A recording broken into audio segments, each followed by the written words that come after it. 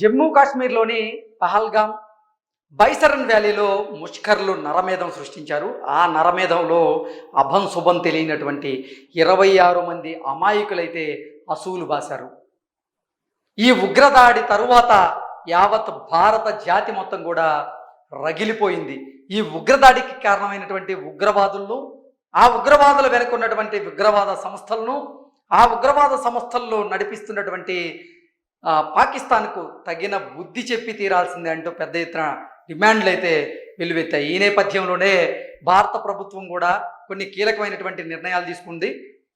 ఇప్పుడు పాకిస్తాన్కి అన్ని రకాలుగా చుక్కలు చూపించేందుకు భారత ప్రభుత్వం సిద్ధమైంది. అందులో భాగంగానే భారత నావికా దళం కూడా ఇప్పుడు మేము యుద్ధానికి సిద్ధమైనటువంటి సంకేతాలు అయితే ఇస్తుంది. ఒకసారి మనం పూర్తి స్థాయిలో విశ్లేషణ చేసుకుంటే,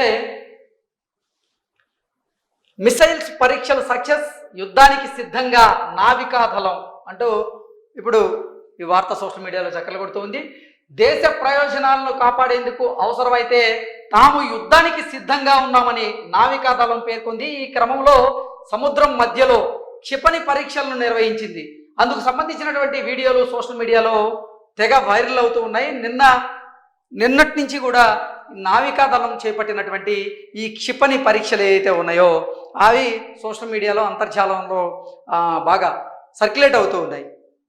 మనం చూస్తే పాకిస్తాన్ కూడా మిసైల్స్ని పరీక్షించేందుకు సిద్ధమైంది. 24-25 తేదీల్లో మేము అరేబియా సముద్రంలో మిసైల్స్ని పరీక్షిస్తున్నాం అంటూ కూడా ముందే ప్రకటించింది.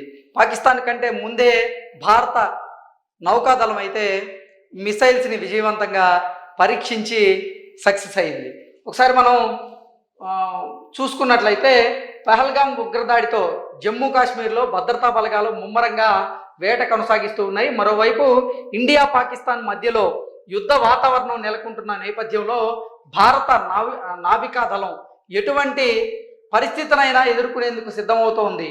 దేశ ప్రయోజనాలను కాపాడేందుకు అవసరమైతే తాము యుద్ధానికి సిద్ధంగా ఉన్నామంటూ నావికా దళం పేర్కొంది. ఈ క్రమంలోనే సముద్రం మధ్యలో క్షిపణి పరీక్షలను నిర్వహించింది. ఇందుకు సంబంధించినటువంటి వీడియోలు అయితే సోషల్ మీడియాలో వైరల్ అవుతూ ఉన్నాయి. పెహల్గామ్ ఉగ్రదాడితో భారత్ పాక్ మధ్య ఉద్రిక్తతలు తారాస్థాయికి చేరిన విషయం మనందరికీ తెలిసిందే. ఈ క్రమంలోనే అరేబియా మహాసముద్రంలో భారత నావికా దళం నౌక విధ్వంసక క్షిపణులు అయితే పరీక్షించింది. ఈ యుద్ధ నౌకల్లో కోల్కతా క్లాస్ డిస్ట్రాయర్లు, నీలగిరి, అలాగే క్రివాట్ క్లాస్ ఫ్రిగేట్లు ఉన్నట్లుగా మన భారత నావికా దళం తెలియజేస్తూ ఉంది. 3 రోజుల క్రితం ఇదే సముద్రంలో medium range surface to air మిసైల్తో సీ స్క్రిమ్మింగ్ పరీక్షలను కూడా మన భారత నావికా దళం అయితే నిర్వహించారు. Guided missile destroyer INS Surat గగనతలంలోకి లక్ష్యాన్ని విజయవంతంగా చేరుకోవడంలో సక్సెస్ అయింది. అలాగే ఇందుకు సంబంధించినటువంటి వీడియోలను నావికా దళం అయితే విడుదల చేసింది. ఉగ్రదాడి నేపథ్యంలో మరోవైపు పాకిస్తాన్ భారతదేశంతో అన్ని ద్వైపాక్షిక ఒప్పందాలను కూడా రద్దు చేసుకుంది. నియంత్రణ రేఖ వెంబడి భారత సైన్యాన్ని రెచ్చగొడుతూ పదే కాల్పులు జరుపుతూ ఉంది. అయితే పాకిస్తాన్ సైన్యం కాల్పులకు భారత సైన్యం ధీటుగా జవాబిస్తూ ఉంది. ఈ కాల్పుల్లో ఎటువంటి ప్రాణ నష్టం అయితే జరగలేదు. కానీ మన్ కీ బాత్ కార్యక్రమంలో ఈరోజు ప్రధాని నరేంద్ర మోదీ గారు మాట్లాడుతూ ఉగ్రవాదులను భూమి అంచుల వరకు వెంబడిస్తామని ఆయన ప్రతిజ్ఞ చేశారు. అలాగే ఉగ్రవాద దాడితో ప్రతి భారతీయుడి రక్తం మరుగుతోందని, ఈ దాడిలో తమ వారిని కోల్పోయిన వారికి మిగిలినటువంటి బాధను ఈ భారతీయులందరూ అనుభవిస్తున్నారు అన్నట్లుగా మన్ కీ బాత్ కార్యక్రమంలో నరేంద్ర మోదీ గారు వ్యాఖ్యానించడం జరిగింది.